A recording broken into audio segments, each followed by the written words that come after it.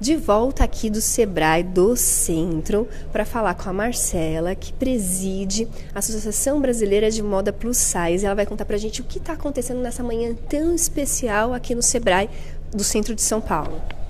Oi, Regina. O que está acontecendo, né? A gente está fazendo o lançamento da revista Tag, que é a revista da associação. É a primeira revista que trata de negócios e mercado de moda plus size, né? Então, é uma revista muito voltada para o empresário. A gente tinha uma outra visão de revista plus size até hoje, que é sempre muito voltado para a questão da autoestima. E a gente busca um outro caminho, né? Um outro viés, que é o de fomentar mercado, de fazer o mercado forte, de trazer crescimento, de trazer preparo para esses nossos empresários e trazer um orgulho de trabalhar nessa área também. E é muito interessante porque a Marcela já é parceiraça nossa, teve inclusive o nosso aniversário de 4 anos com a gente ano passado, foi um sucesso a palestra da Marcela, porque às vezes está todo mundo remando por um lado, para um mesmo mercado, sendo que existe um mercado gigantesco que é esse da moda plus size e que não se tem um olhar, né? As advogadas, que às vezes têm um corpo mais... né, mais corpuda, sim, né? Sim. E que precisam ter uma roupa adequada. Lembrei das advogadas, porque tenho várias colegas assim, mas são vários os segmentos que a mulher quer estar elegante e ela quer estar com a roupa da moda. Exatamente. E às vezes não encontra a numeração adequada. Como é que estão as suas pesquisas internacionais? De que maneira você está trazendo isso para provocar os empresários brasileiros? Olha, em alguns países a gente tem isso muito desenvolvido. Estados Unidos é muito desenvolvido nessa área nos tamanhos, né? Então você tem uma grade que você escolhe o seu tamanho, você escolhe a sua roupa, independente do tamanho que você tem, você consegue comprar. A Europa, que tem um povo maior, né? As pessoas são maiores mesmo, então eles têm já uma organização, tem feiras de negócios, já trabalhando essa questão do plus size, feiras organizadas na Alemanha, por exemplo. Então, assim, já tem uma organização e tem uma grade que para eles é tão comum que eles nem acham necessário a diferença que a gente tem, né? E aqui no Brasil a gente ainda está...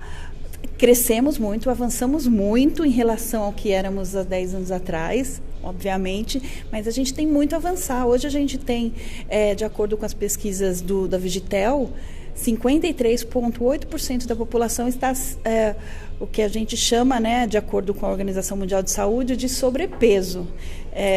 Significa que... E o que significa? Que 53,8% utiliza a numeração acima do 46. Quer dizer, tem um mercado gigante. Mais de 100 milhões de pessoas, potenciais consumidores do mercado plus size. E a gente conversava também, Marcela, que inclusive vai ter um evento bem recente que vocês estão trabalhando aí com a Secretaria Municipal do Trabalho e Empreendedorismo e que vai falar sobre essa questão da pessoa com mais peso no mercado de trabalho. A gente que já milita nessa questão da inclusão há algum tempo, aprendeu inclusive com a Marcela que nem sempre ser obeso, nem sempre você ter os quilos acima do que o mercado diz ser o correto, significa ser uma pessoa doente ou ser uma pessoa que não é saudável. A gordura não tem necessariamente relação com a doença. Então, uma pessoa com mais peso, ela pode fazer um mundo de atividades, ela pode atuar em qualquer mercado com qualquer outro profissional, mas ainda assim a discriminação é muito grande. Marcela, o que esse evento vai prever também? Então, a gente traz uma questão nessa parceria muito importante, que é a questão da pessoa com sobrepeso dentro do trabalho, né? Que é como ela é tratada pelos RHs. E esse evento é principalmente muito voltado para RH, Regina, porque assim, às vezes os RHs não têm informação, né? A questão da obesidade, né? A questão do sobrepeso, na verdade, é uma questão muito nova, né? A gente tem 20 anos que isso vem aumentando, né? E a gente não está sabendo muito bem como lidar. Então, é importante que os RHs também entendam como é que se trabalha essa questão. Comecem a entender que essa pessoa acima do peso é uma pessoa produtiva, é criativa, tem competências, tem qualidades, né? Acrescenta no ambiente de trabalho. Então, assim, alguns preconceitos precisam ser quebrados e a gente precisa quebrar esses preconceitos em todas as cadeias, em todas as esferas, né? governamentais, né? Porque o governo é um grande aliado nosso, né? Porque eles têm que quebrar isso. A gente vem trabalhando também um outro lado, que é uma questão de políticas públicas, né? Então a gente precisa pensar nessa pessoa acima do peso de várias formas, porque o gordo, ele vem na contramão da sociedade, né? Porque a gente vem num tempo em que tudo está menor. As portas estão menores, os apartamentos estão menores, está tudo diminuindo. E você tem essa questão do aumento da população, né? Tanto em tamanho por conta do peso, quanto em tamanho mesmo por altura e estatura. E isso precisa ser pensado em todas as esferas, porque essa questão, a questão da obesidade, não reflete apenas na questão da roupa. Você tem todo o mercado para ser pensado, moveleiro, a questão de segurança, a questão de uniformes, né?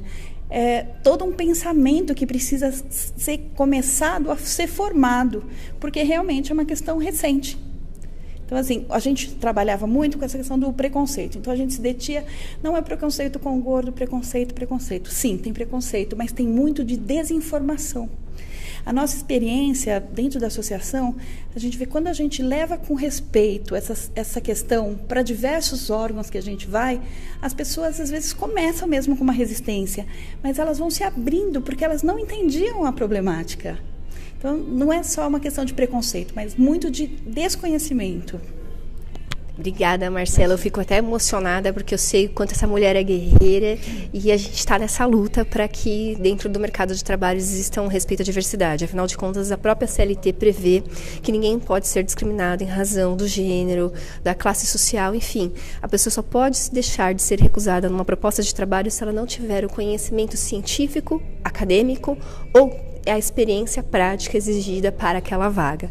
Continue acompanhando a Justiça para o Trabalho e até mais.